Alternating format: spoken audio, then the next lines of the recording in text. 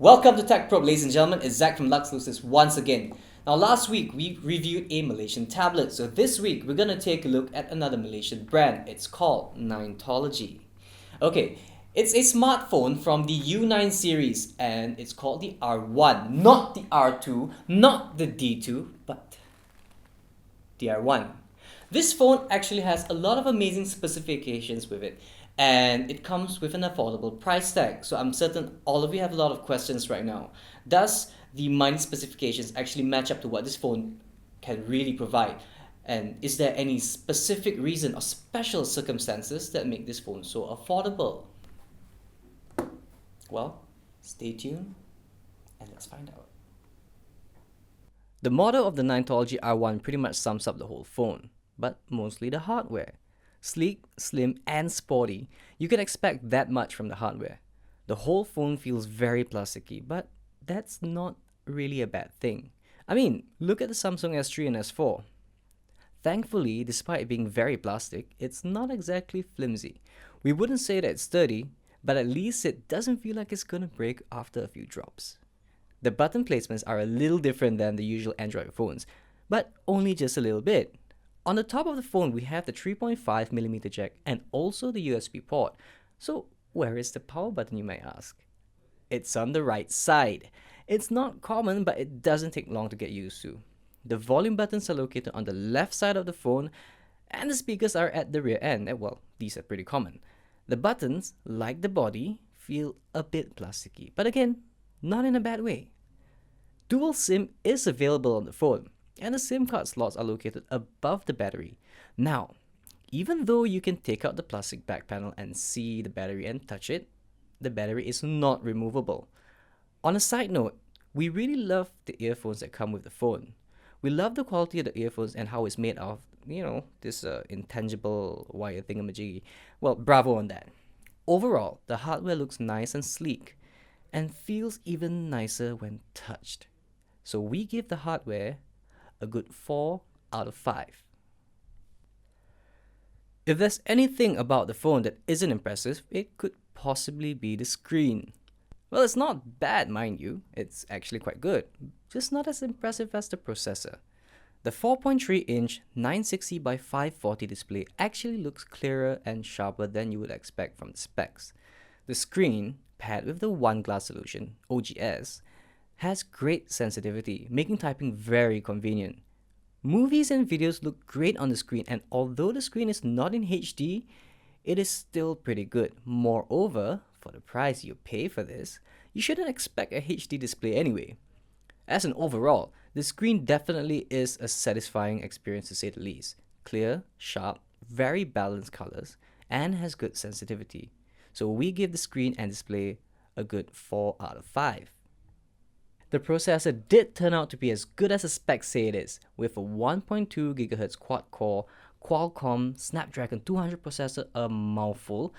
The phone really packs a punch. It handles multitasking, heavy apps, swift toggling, and browsing really well. Everything runs smoothly and stably. Well, there weren't any apparent or heavy crashes during our test. We can't stress enough on how much we love how fast and stable this phone was considering the price. As an overall, this could be the phone's main selling point. Well, it is definitely, undoubtedly, impressive. Considering the price you have to pay for this phone and considering this phone's competitors, we give the processor a 5 out of 5. Now that is what I call solid. Now for the camera. The 8 megapixel camera definitely lives up to the specs. Despite not having a HDR option or the ability to take HD videos and pictures, the camera is still very good. The pictures are clear and the camera application is very user-friendly. The camera supports panorama and also capturing videos. However, like many mid-end smartphones, recording videos while moving the camera about is a bit annoying because of the autofocus function. You see, the autofocus activates every time you move the camera, so your video will go in and out of focus every time you move, which can be quite annoying if you're a perfectionist. But again though, this doesn't just happen to the phone. It happens to a lot of other mid-end phones. Overall, the camera is definitely great at its worst. Well, we still give it a 4 out of 5. The speaker on this phone is definitely something you would expect from a mid-end smartphone, just normal. The sound quality is really mediocre. It lacks the clarity, the sharpness, and the quality. However, it is quite loud, so it ain't all that bad. It's actually a local brand, and today we have here with us the. Welcome back, ladies and gentlemen. It's Zach once again, and today with the new Lost Hair and.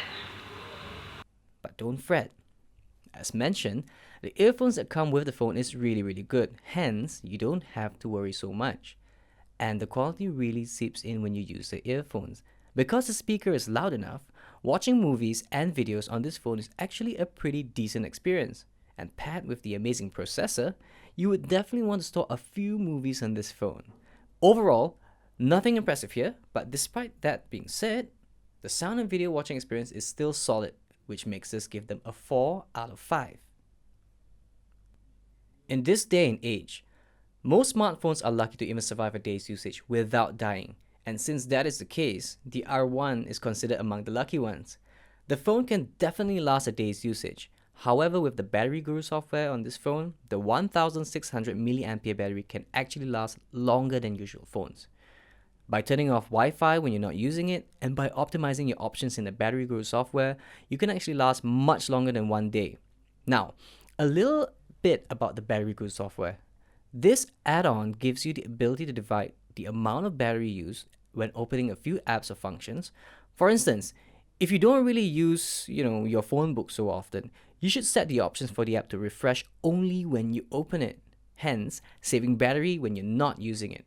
It might sound a little confusing, but it doesn't take much to get used to. And we definitely recommend you to optimize the battery. As an overall, a very satisfying battery paired with a very useful add-on, we give the battery a 4 out of 5. Okay, ladies and gentlemen, here we are once again. It's time for the conclusion. Based on the review, I think you can tell that we've really loved and enjoyed using the phone. It hasn't disappointed us in any way. To be very honest, we are very pleased with what Ninetology has been able to come up with so far. And if you're looking at scores, if you followed the whole video, you've seen that we've given it a solid 4 out of 5 for every single aspect, and actually a 5 over 5 for the processor. So as an average, a total score of 4 out of 5. Honestly, we didn't expect it to get this good. And being a Malaysian brand and being something new in the market, it has exceeded our expectations exponentially. Wow, the language. Okay, so would I recommend people to buy this phone? Well, yes. Honestly, if you're in a budget range of 900 to 1,000 ringgit and you wanted to get a smartphone, a mid-end smartphone, I'd say yes.